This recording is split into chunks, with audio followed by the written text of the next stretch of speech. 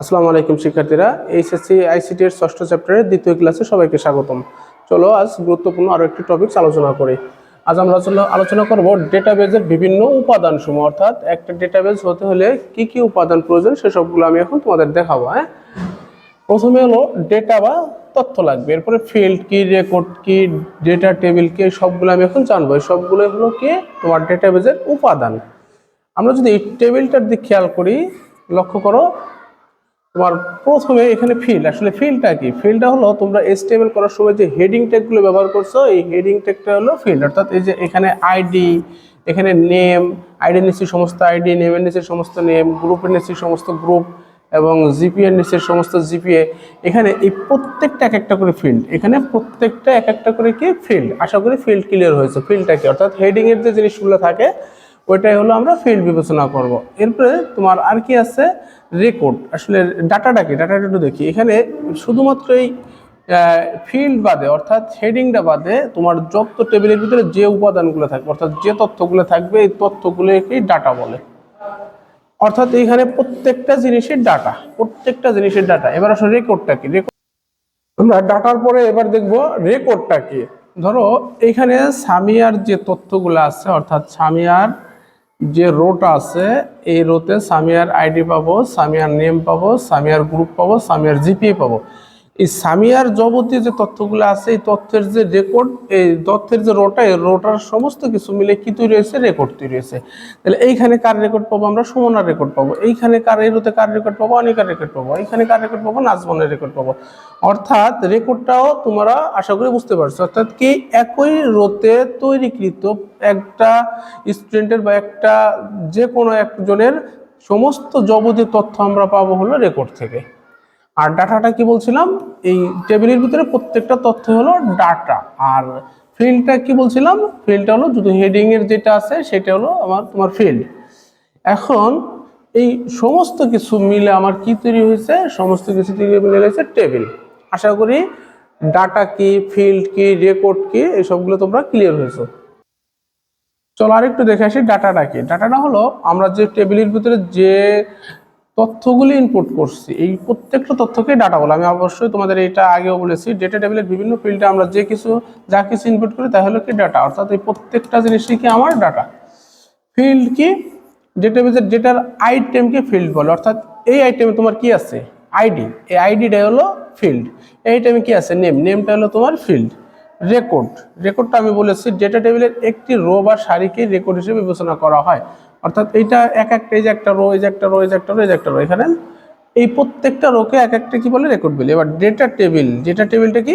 পুরো তথ্য মিলে আমার কি তৈরি হয়েছে? টেবিল তৈরি হয়েছে। আশা করি এখান থেকে তোমরা ক্লিয়ার হয়েছে কি ডেটা কি, ফিল্ড কি, রেকর্ড কি, টেবিল কি। এর পরবর্তীতে আমি যে টপিকসটা তোমাদের দেখাবো সেটা হলো ফিল্ড এবং রেকর্ডের যে পার্থক্যটা আছে কমার্সের জন্য, তোমরা অবশ্যই সেটা একটু দেখবা। আর এর পরবর্তীতে হলো ডেটা হায়ারার্কি। খুবই গুরুত্বপূর্ণ, কোনো কিছুই না। আমরা যত সময় ডেটা, ফিল্ড, রেকর্ড এবং টেবিল, ডেটাবেস সম্পর্কে জানলাম, এর যে ধারাবাহিক প্রক্রিয়াটা সেটাই হলো হায়ারার্কি। ডেটা হায়ারার্কি দেখো, ডেটা হায়ারার্কি হলো ডেটাবেজের বিভিন্ন উপাদান। আমি একটু তোমার যদি মার্কিং করে দেখাই, ডেটা হায়ারার্কি। ডেটার হায়ারার্কি হলো ডেটাবেজের বিভিন্ন উপাদান যেমন bit, byte, field, record, file ইত্যাদি সমন্বয়ে গঠিত একটি কাঠামো। অর্থাৎ কি একটি প্রক্রিয়া। ডেটাবেস থেকে শুরু করে ফাইল, রেকর্ড, ফিল্ড, বাইট, বিটের ধারাবাহিক যে সংগঠনকে আছে সেটা হলো কি ডেটা হায়ারার্কি বলে। অর্থাৎ আমি তোমাদের আগে বলেছি যে একটা ডেটাবেস তৈরি করতে যে সমস্ত উপাদান লাগে, এই উপাদানের ভিতরে যে ধারাবাহিকতা আছে, যে প্রক্রিয়াটা আছে, যে ধারাবাহিকতা রক্ষা করে, সেটাই হলো কি ডেটা হায়ারার্কি। এখানে খেয়াল করো, database file, record, field, byte, bit, অর্থাৎ ক্ষুদ্রতম একক। এটা বিট মিলে বাইট হয়, এবার কয়েকটা বাইট মিলে একটা ফিল্ড তৈরি হয়, তারপরে ফিল্ড নিয়ে রেকর্ড তৈরি হয়, এরপরে ফাইল, তারপর লাস্টে ডাটাবেস, এভাবে চলে আসে। আচ্ছা, আর একটা গুরুত্বপূর্ণ জিনিস হলো ডেটার অ্যানিটিটি এবং অ্যাট্রিবিউট। হ্যাঁ, ডেটার অ্যানিটিটি কি? অ্যানিটিটি হলো আইডেন্টিটি থেকে অ্যানিটিটির উৎপত্তি। অর্থাৎ কি আমার যে এর আগে আমরা যে টেবিলটা দেখলাম, ওই টেবিলটা কি টেবিল ছিল? Student info. অর্থাৎ ধরো আমি এখানে একটা টেবিল রাখছি, এই টেবিলটার নাম হলো স্টুডেন্ট ইনফো। এই স্টুডেন্ট ইনফোটাই হলো কি অ্যানিটিটি। অর্থাৎ অ্যানিটিটি হচ্ছে সত্তা, যা দিয়ে অবজেক্ট কে চিহ্নিত করা হয়, অর্থাৎ আমার এই টেবিলটা কি সম্পর্কে আমি সেটা দেখতে পারবো কি চিনতে পারবো কি দেখে, এই টেবিলের নামটা দেখে। এটাই হলো অ্যানিটিটি। কোনো ডেটা টেবিলকে চিহ্নিত করার জন্য টেবিলের যে নাম দেওয়া হয় তাই হচ্ছে অ্যানিটিটি। আশা করি ক্লিয়ার হয়েছে। অর্থাৎ কি টেবিলের যে মূল নামটা সেটা হলো কি ডেটা অ্যানিটিটি। এরপর অ্যানিটিটির সেট কি, একই যেহেতু অ্যানিটিটি কে অ্যানিটিটি সেট বলে, একটি ডেটাবেসকে অ্যানিটিটি সেট বলা যেতে পারে। অর্থাৎ কি আমার এখানে আরেকটা টেবিল থাকবে, এখানে আরেকটা টেবিল থেকে আরেকটা টেবিলের নাম থাকবে, আরেকটা টেবিলের নাম থাকবে, এই সবগুলো মিলে আমার কি হবে, অ্যানিটিটি সেট হবে। অ্যাট্রিবিউট কি, এটা তোমরা চতুর্থ অধ্যায়ে অবশ্যই এসটিএমএল অ্যাট্রিবিউট আর অ্যাট্রিবিউট ভ্যালু সম্পর্কে তোমরা জানো। একটি অ্যানিটিটি এর বৈশিষ্ট্য প্রকাশের জন্য যে সমস্ত ফিল্ড বা আইটেম বা উপাদান ব্যবহার করা হয় তাকে অ্যাট্রিবিউট বলে। আর ভ্যালু হলো কি, প্রত্যেকটা অ্যাট্রিবিউটের যে মান থাকে তাকে হলো ভ্যালু বলে। এটা তোমরা চতুর্থ অধ্যায়ে জেনে আসছো যে অ্যাট্রিবিউট কি আর অ্যাট্রিবিউট ভ্যালু কি। এরপরে আরেকটা গুরুত্বপূর্ণ জিনিস, সেটা হলো ইয়ার ডায়াগ্রাম। ঠিক আছে, ইয়ার মডেল। ঠিক আছে, এই জিনিসটা খুবই গুরুত্বপূর্ণ, তোমাকে পরীক্ষায় খতে দিতে পারে বা গতেও এই প্রশ্নটা দিয়ে দেয়। ঠিক আছে, আমি একটু দেখে আসি কিভাবে তোমরা ইয়ার ডায়াগ্রামটা দেখাবা। এনইটিটি ইয়ার রিলেশন বা ইয়ার ডায়াগ্রাম, ঠিক আছে, যে কোনো একটা বলতে পারে। এনইটিটি রিলেশনশিপ মডেল হলো একটি এনইটিটি সেটের বিভিন্ন এনইটিটিগুলোর মধ্যে সম্পর্ক প্রকাশের পদ্ধতি। অর্থাৎ এনইটিটি রিলেশনশিপ মডেলের মাধ্যমে ডেটাবেজের অন্তর্গত ডেটা ফাইল টেবিলের মধ্যে যে লজিক্যাল সম্পর্ক সহজে উপস্থাপন করা হয়।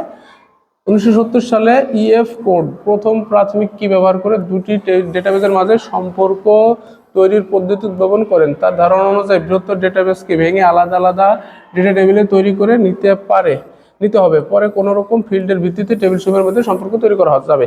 আচ্ছা, এটা তোমরা পড়ে এখানে কিছুই বুঝো না, আমি তোমাদের বোঝাইতেছি। ধরো দুইটা টেবিল আছে, হ্যাঁ, দুইটা টেবিল একই জাতীয় দুটি টেবিল আছে, দুটি টেবিলের ভিতরে একটা কমন কি ফিল্ড থাকবে। ঠিক আছে, এই কমন কি ফিল্ড বিবেচনা করেই তোমার ইয়ার ডায়াগ্রামটা বিবেচনা করতে হবে।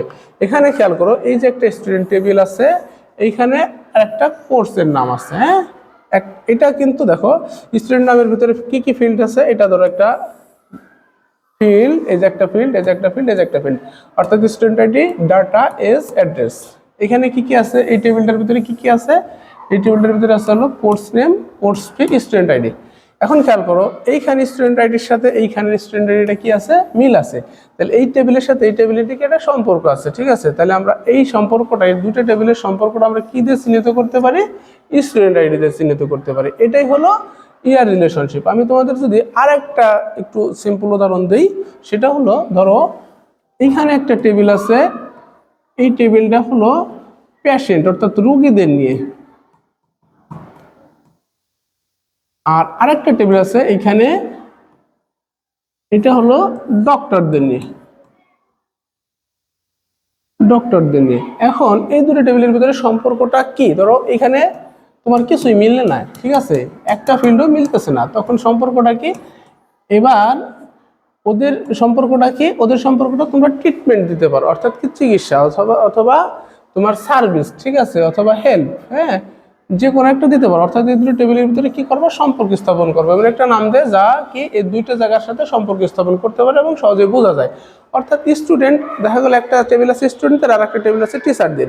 এবার দুটো টেবিলের যদি সম্পর্ক স্থাপন করতে পারি, তাহলে আমরা কি নাম দিতে পারি, এইখানে দিতে পারি আমরা হলো এডুকেশন। অর্থাৎ ধরো এটা হলো স্টুডেন্ট, এটা হলো টিচার, এটা স্টুডেন্টদের টেবিল, এটা টিচারদের টেবিল। এখন এই দুটোর ভিতরে সম্পর্ক কি দিতে পারি, আমরা এডুকেশন দিতে পারি, EDUCATION। অর্থাৎ কি এই স্টুডেন্ট আর টিচারদের ভিতরে একটা সম্পর্ক আছে, সেটা হলো কি শিক্ষার সম্পর্ক। আশা করছি তোমরা ইয়ার ডায়াগ্রামটা সম্পর্কে ধারণা পেয়েছো। যদি তারপরও না বুঝো অবশ্যই আমাকে ইনবক্স করো, আমি এটা সম্পর্কে আরো বিস্তারিত ভিডিও দেবো ইনশাল্লাহ। পরবর্তী ক্লাসে আমরা দ্বিতীয় লেকচার থেকে শুরু করব তথ্য যোগাযোগ প্রযুক্তির যে গুরুত্বপূর্ণ জিনিস আছে, কি কয় প্রকার, ফরেন কি কম্পোজিট প্রাইমারি কি প্রাইমারি কি এই সমস্ত সব আলোচনা করবো, এবং ধারাবাহিকভাবে এই ষষ্ঠ অধ্যায়ের সবকিছু শেষ করবো সৃজনশীল সহ।